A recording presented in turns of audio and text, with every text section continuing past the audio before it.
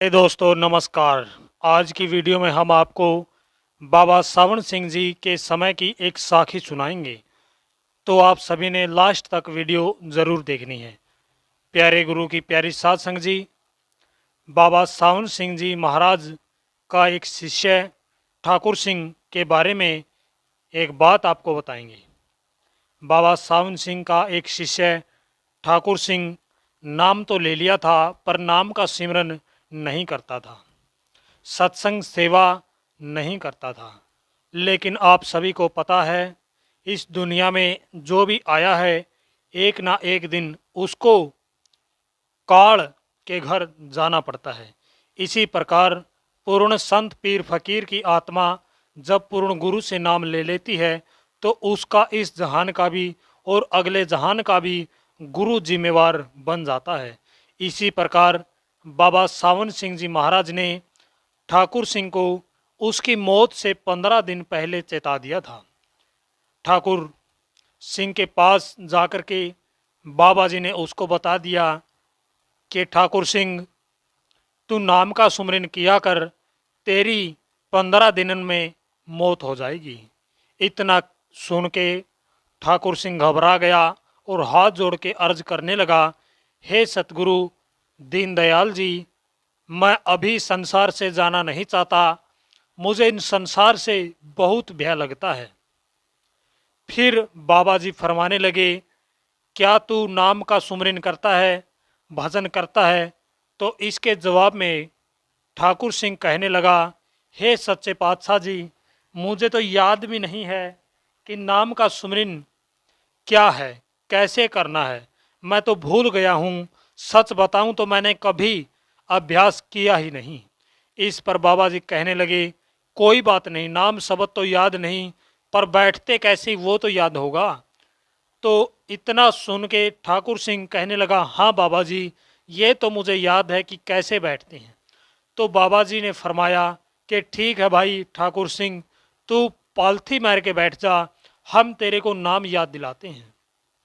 इतना कह के ठाकुर सिंह पालथी मार के अपने सतगुरु मुर्शिद कामिल के सामने बैठ गया और बाबा जी ने अपने कर कमलों द्वारा अपने पवित्र हाथ का अंगूठा उसके माथे पे रख के फरमाया, भाई अब देख, अब भजन कर लेगा, हम तुझे याद दिलाते हैं। तो इतने में जब पूजनीय सतगुरु जी ने अपने पवित्र कर कमलों द्वारा उसके माथे पर स्पर्श किया तो उसके कपाट खुल गए, उसको रूहानी नूरानी दर्शन होने लगे और सचखंड अनामी निजधाम में उसकी आत्मा शिखर पर पहुंच गई और रूहानी नज़ारे लूटने लगी। इस पर बाबा जी फरमाने लगे, ठाकुर सिंह, तू कहता है कि मुझे मौत से बहुत डर लगता है, मैं इस संसार को छोड़ के नहीं जाना चाहता, लेकिन अब तू बता, तेरे को यहाँ पे ज़्यादा सुख मिलता है या वहाँ पे ज़्यादा सुख मिलता है?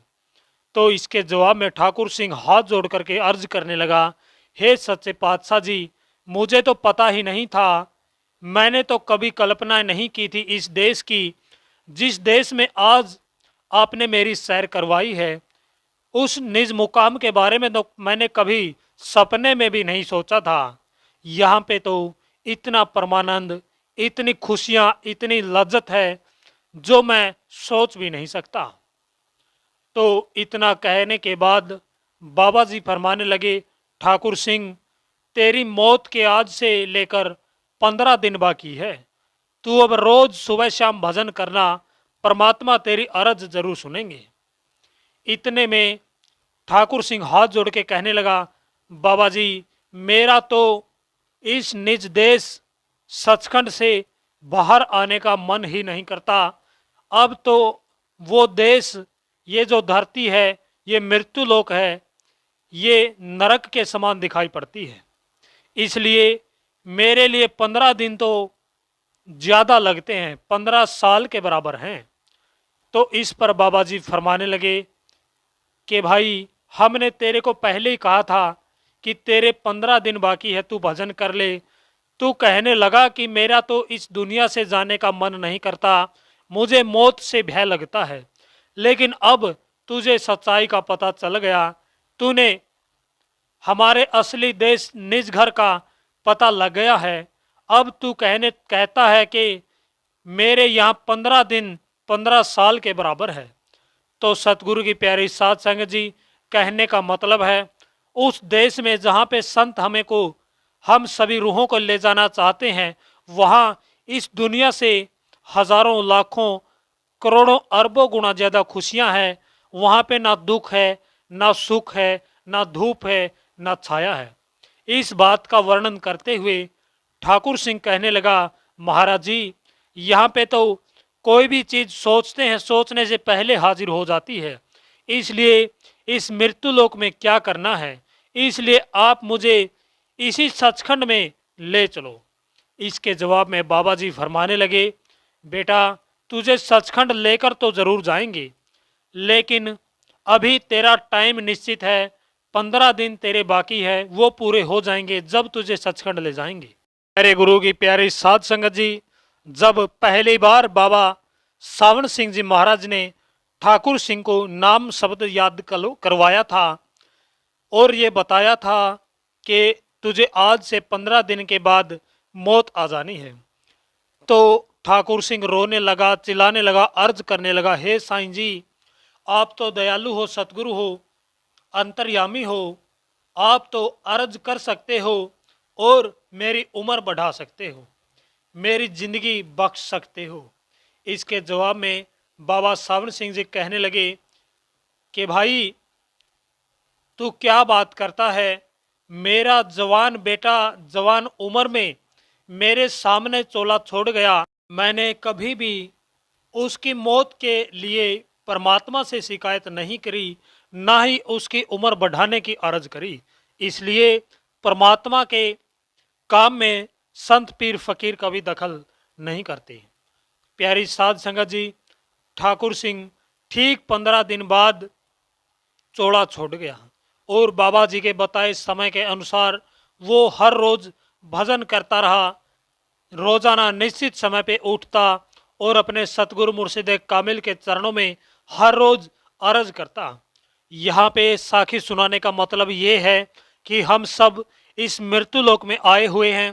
यहाँ इस देश को, इस मृत्युलोक को हम सभी अपना घर समझ के बैठे हैं और ये भूल गए हैं कि इस घर को छोड़ करके हमने जाना है असली निज मुकाम, जो संतों का देश है, परम धाम निज धाम सचखंड अनामी, वहाँ पे जाना है। लेकिन संत वहाँ पे जाने की बात करते हैं तो हमें वो बातें फिजूल की लगती हैं, हमें वो बातें व्यर्थ की लगती हैं। लेकिन 1% नहीं, 100% नहीं, लाख % उनकी बातों में सच्चाई छिपी होती है।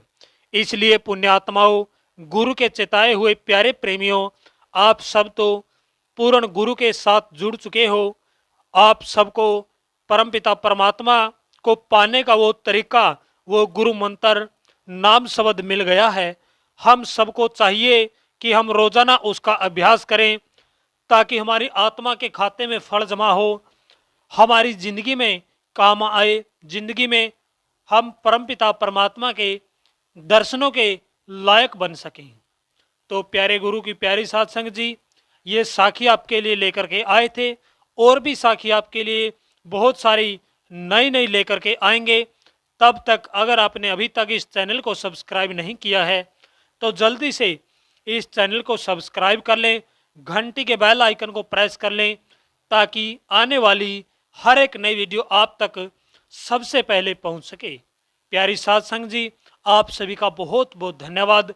अब मिलते हैं नई वीडियो में, तब तक के लिए हमें दीजिए इजाजत। आप देख रहे हैं सच आप तक। आप सभी का बहुत बहुत धन्यवाद।